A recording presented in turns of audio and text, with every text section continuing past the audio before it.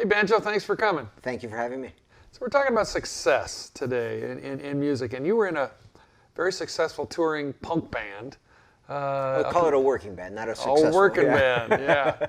But you went up and down the East Coast. Went around, yeah, you were getting a lot of notice. You were getting a lot of songs, making some real push, and that didn't work for you. So you left it, and now you do much more introspective songs. They're actually wonderful, and they go kind of dark, which I like. Thank you. But they speak. They speak to the audience in the poetry and in the melody.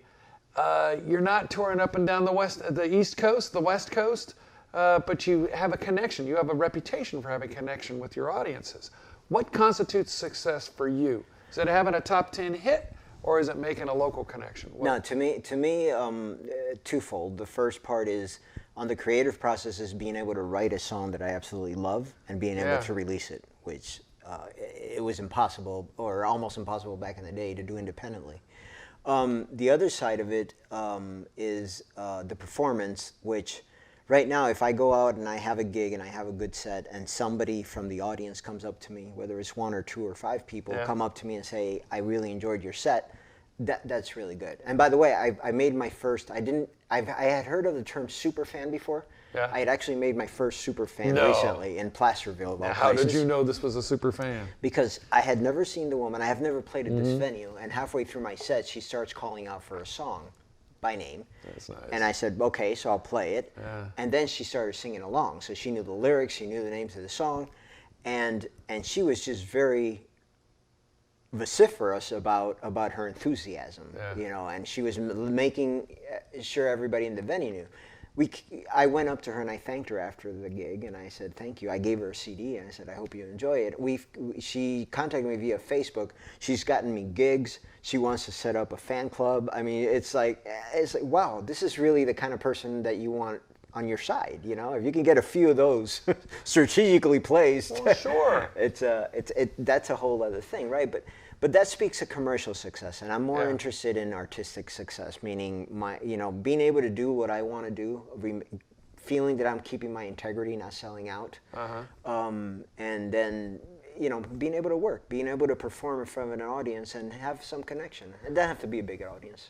Now, is your success getting people, rocking and dancing and forgetting their woes for the day, or is it having them think about what you're trying to communicate? The latter, for sure. I don't think, given my music, you're not going to get too many people bouncing to anything. But I think, if I can get them to really think about what I'm saying, and some of my songs are not very literal, so you have to actually, they may mean different things to different people, and I'm perfectly fine with that. I don't want them to feel the same way I'm feeling. I want them to feel whatever they get out of that song. You want them to be prisms. Yeah. Jackson Browne does a lot of that. Yeah. You can read many different things into what he says. Right. What's your main message that you're trying to get out? Well, through my music, two different. The first one is I would love to be able to inspire others who want to become a musician to do it. Yeah. That's one thing. And it's like, there is no reason you can't get out. You don't have to be a brilliant singer.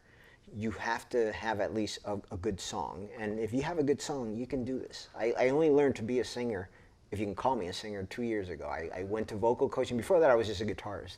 That's all I did. Yeah. And it's great really, guitar too, I gotta say. Thank you. and now I just kind of, it's this other world, and I'd like other people to feel that way. From the artistic perspective, I think what I love is the human condition. It's like just being alive creates all these problems and solutions.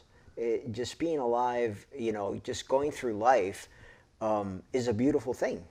Even if you're a nobody, right? You don't have to be famous or successful or anything else to enjoy and have a beautiful life. And I think, although my lyrics are dark, that's something that's important for me to convey, because what I'm doing with my lyrics is saying, it doesn't have to be like this.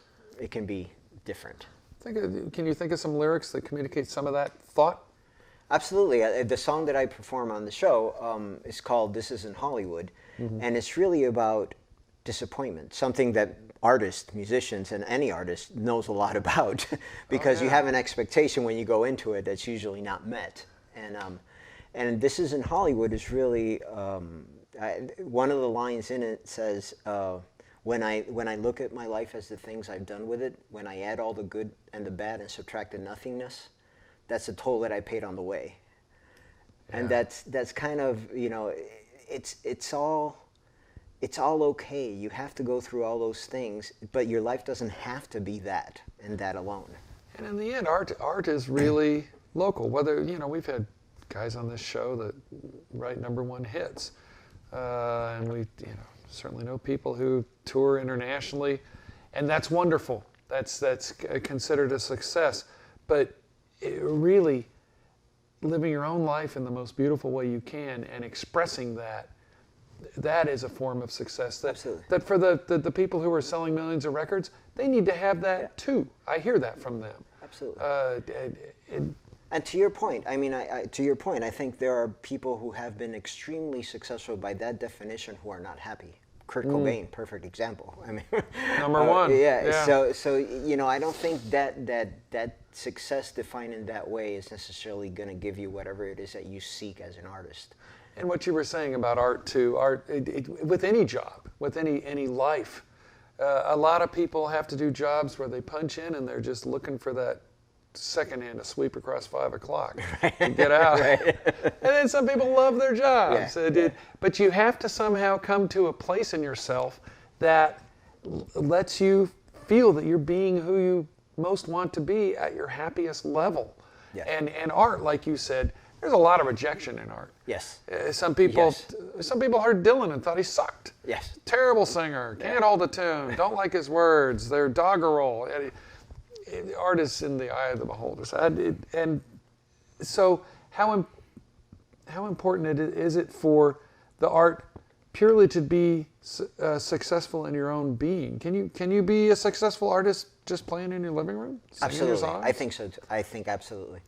I think that the important thing is, are you enjoying whatever it is that you're doing? To me, that's success #1. And to be honest, without that, any other success is meaningless. No matter how huge you get or anything, if you haven't met that first criteria of being happy with whatever it is that you're doing, nothing else is going to make you happy. That comes from within. That comes from that manifestation of your emotion. And that's like the performance you're talking about. Absolutely. If you don't come prepared with your mechanism, as it were, cleared to put out a successful, which means a happy and communicative performance, it ain't going to work. Absolutely. Who do you listen to? That's a really good question. I'm going backwards now. I found myself, I don't listen to anything contemporary at this point. I'm going backwards to all the things that I missed.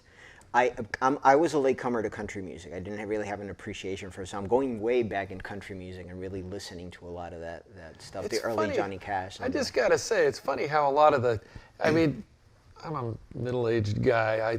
I listen to the stuff from my era when I was in my 20s, but I listen to modern stuff too. It's like American music has become such a wide palette that I know 21-year-olds who listen to the stuff I grew up listening to intensely, and they love it. So if you're listening to old country music, the modern country artists are listening to that now. Yeah. And they consider some of the guys who didn't sell millions of records. I mean, you can talk to someone like Kenny Chesney, and he loves some of the people from the 60s, 50s, 70s who didn't sell top 10 singles all the time, but were great in their own way. Right. Who are you digging right now? Well, Tom Waits is a permanent fixture, especially the middle career stuff, Swordfish trombones and all that stuff that happened in the early and mid 80s. The most influential album to what I do as Banjo Bones is Nebraska by Bruce Springsteen. I think that captures that makes everything sense. that I'm trying to project as an artist right there. He captured that right there. And it's That's weird really because it was very different from anything he'd done before that and everything he'd done since. It was that was kind of a little capsule. I'm not going to tell you I'm a huge Springsteen fan. I'm a gigantic Nebraska fan. Yeah. That's the way I would characterize it. It's true. It's like listening to some of Neil Young's stuff. Some of his stuff, the techno pop stuff. But Right. Harvest, I can listen to that album all day long. Oh, yeah. And Nebraska. Nebraska didn't sell a lot. No, it's not a huge album. Yeah, so on one scale, it was an unsuccessful musical product by that guy. I agree. but I'll probably bet the you. label thought that too. Absolutely. And The Ghost of Tom Joad is another one. Another one that's Yeah, a buddy of mine wrote a book called Journey to Nowhere at the time, just before he wrote Tom Joad. And Springsteen called him up, Dale Maharaj. He's one of the great Pulitzer-winning journalists of our time. And they got together. And he wrote Ghost of Tom Joad based on the feelings that he got from Dale's book. Wow. Didn't sell a lot.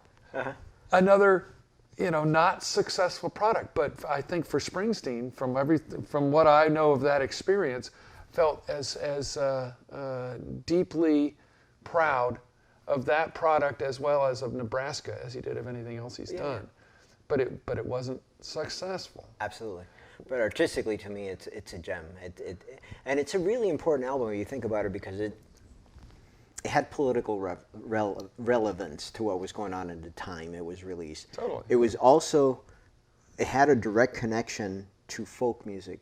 And it created a debate regarding whether is this folk or not. And it was divided down the line. Anything that creates a debate, a discussion, a conversation is good. It's an important thing. I mean, it's that's art, and in its way, it's successful. Absolutely. Unless people absolutely hate you to death and want to string you up somewhere. But yeah, folk music. The whole debate on what is folk music, what is successful folk music. It speaks to the people and it gets communicated and passed on. Yeah.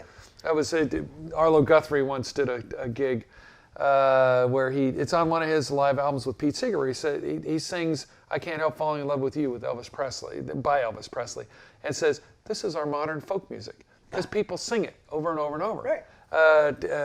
And that's a form of success in its own way. Right. Nebraska. What did you like on Nebraska? I kind of like the actual title CHP song. also. Yeah, I would say the first side. Back then it was an LP, right? So you had side A, side B. Side one is just brilliant to me. The entire thing. The song "Nebraska" is moving. As a matter of fact, I cover it. It's part of my set. I bring it out every once in a while. Going dark. Atlantic City is just brilliant as well. Atlantic City is. They're like, for me as a news writer, they were like news stories written from the underside of the world that I often have to write about. And that's why I say that it had political relevance. I mean, it was a reflection of what was going on at the time, all the different frustrations that were going on at the time in America. Whatever you think politically, it doesn't matter. But it was a time where Reagan came into play, and all these things changed. There were things that were changing. And they've got and he's still singing about that today. Absolutely. In a relevant way. Absolutely. Now, does being successful have to mean that you're talking about people's truths, or does it mean you're just giving them a good time for an hour and a half, 2 hours during the gig? Well, I think of it almost as the same way that a good psychologist or a psychiatrist, you don't tell people what to think, you ask them the questions. And that's what I would hope to do with my songs. Ask the question and let them come to their own conclusion. Start a debate and let people come to their own conclusions. Now that's an art too, because you have to I like writing. When I can, I like writing songs and hearing songs, because you're asking the question in a way that people can find the spaces in between to get their own truth and their own answers. Exactly right. Exactly right. One thing I would never want to do in one of my songs is dictate a truth. Yeah, dictating. Some people dictate. And and it works for them. Hey, I'm not in the judging business, as I say, but it doesn't work for me. Yeah. So, any other artists that you think of that inspire you that don't necessarily hit the top 10? Oh yeah, Mary Gauthier. Yeah, absolutely brilliant. Oh, I think she's a brilliant songwriter. And she's been doing it for quite a while too. Yeah, she has. But really, I mean, her two albums that moved me were released, I guess, 2005 around there. No Mercy, or Mercy Now. Sorry, Mercy Now, and I can't remember the name of the other one. No Mercy Now. That's just, it's brilliant songwriting. It speaks to my moody kind of side. And she actually has a workshop, a songwriter's workshop that I would love to attend to at some point, because I would just love to have a conversation with her. See, it's funny. There's people like that Joe Schmo generally is not going to know, but there's a whole. It's like there are many threads of communication and community where people just somehow seem to soak it in and know about people like Mary. Right. Emmylou actually used to be like that long ago. Lou Harris, and I listened to her back then when she wasn't really that well known. But it was passionate Yes. about everything she sang. Yes. A lot of people can be like, you're like that. People Thank like you around Thank here. you. Thank you. And they listen. The other guy I would like to give a shout out to that I'm a very latecomer to is Chris Christopherson. I think he's just, that's a whole other level. Talk of about his songwriting. And singing, a lot of people, well, heck, even I think his voice isn't really that great, but he says what he wants to say and the way he wants to say it. Yeah. Now, does that make him a successful singer? I think it does. Yeah, me too. Me too. Thanks for coming, man. Thank you so much for having me. All Appreciate it. This is fun.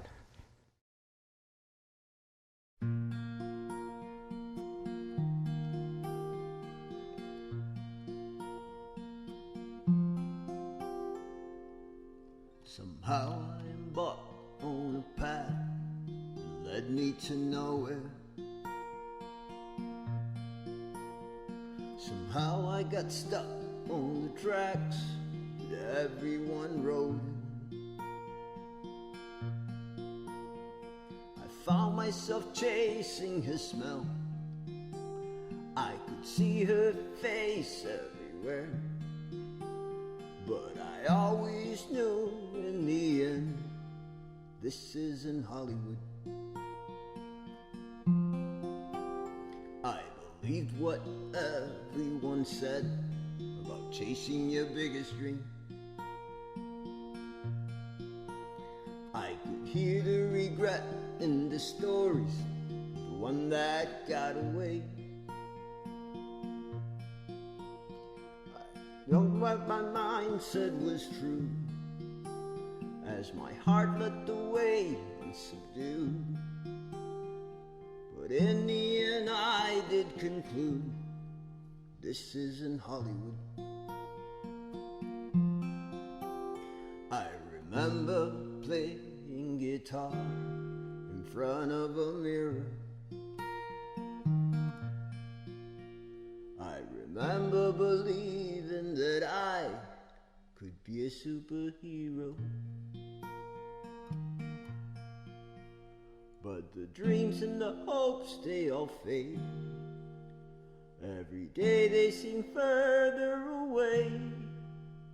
And the credits of my movie will never roll, 'cause this isn't Hollywood. When I look at my life as the sum of the things I've done with it, if I add all the good and the bad and subtract the nothingness, that's the toll that I paid on the way.